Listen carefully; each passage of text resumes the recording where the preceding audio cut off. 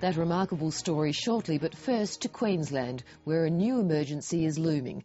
As the state grapples with the aftermath of the worst floods in its history, cyclone Yazi, packing winds of up to 280 kilometres an hour, is heading for the north coast.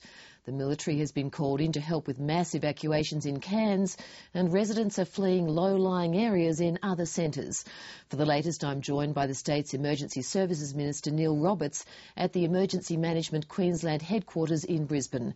Neil Roberts, can you give us an update on the latest preparations and the progress of the cyclone as it heads towards the coast? Yes, Tracy. Cyclone Yazi is behaving as predicted. It's currently heading towards the coast. It's expected to cross in the area of Port Douglas, Cairns and Innisfail sometime from 9 p.m. on Wednesday evening into the early hours of Thursday morning. It's expected to be a Category 4 cyclone, wind speeds above 250 k, very destructive winds, storm surges and very heavy rain, potentially for a few days afterwards. So what preparations are underway and what evacuations are taking place? There have been mandatory evacuations activated in centres, particularly in the low-lying storm surge areas, in areas north and south of Cairns.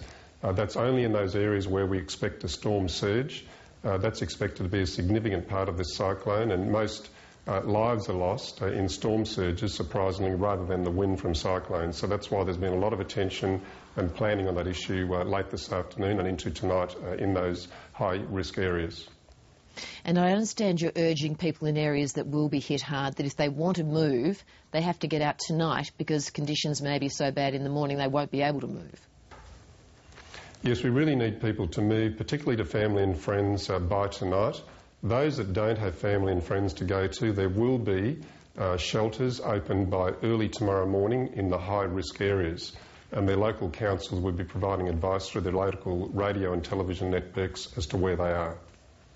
And you're talking about a really long stretch of the coast that will be affected to greater or lesser degrees, aren't you? Hundreds of kilometres. Well, potentially the warning area at the moment is 900 kilometres to 1,000 kilometres long, so it's a very extensive area. But the high-risk area is in that Port Douglas, Innisfail, Cairns region. But obviously, above and beyond that, there'll be very destructive winds. Some of the communities north and south will still be experiencing Category 1, 2 or 3 cyclone level activity. So it's not just the point at which the cyclone will cross the coast at potentially Category 4. It's in those areas north and south where they'll still be impacted by quite severe and very destructive winds. Now, coming hot on the heels of the flood crisis, what sort of pressure does this put on emergency services? Well, they certainly have been under a lot of pressure over the last few weeks. However, they are well prepared, well practised for this type of event. The people in the north have had a little bit of a reprieve from the floods in the south, so the people here are a little bit more refreshed in the north. However, this has been a very intense period, particularly over the last few days, and we expect it to get worse, of course, in the days to come. The Premier, Anna Bligh, has described this as a potentially deadly event. That sounds very scary. People must be very anxious. There are a lot of people very anxious in the communities, particularly in those high-risk areas, and we understand that. But the north is, impacted by cyclones on a regular basis. People are kept well informed. The planning is underway. The local disaster and district disaster groups are well practised, well prepared. We just need now, obviously, for people to remain calm. The safest place is for people to remain in their home, except in those storm surge areas. We do ask people to move to family and friends by tonight at the latest.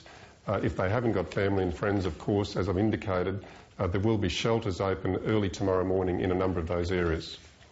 And finally, the greatest hope, I imagine, is that it isn't anywhere near as bad as you're fearing. Well, of course, that's always the greatest hope, but we plan for the worst, and that's what we're doing. We take our advice from the Bureau of Meteorology, who've been an excellent partner in providing us with good information about this cyclone and its possible impacts. But again, we need communities, particularly in the high-risk areas, to remain vigilant and to continue listening to their radio and television bulletins because the situation can change quite significantly at short notice. Well, Neil Roberts, all the best with the coming hours and days, and thank you very much for speaking to us. Good, thanks, Tracy.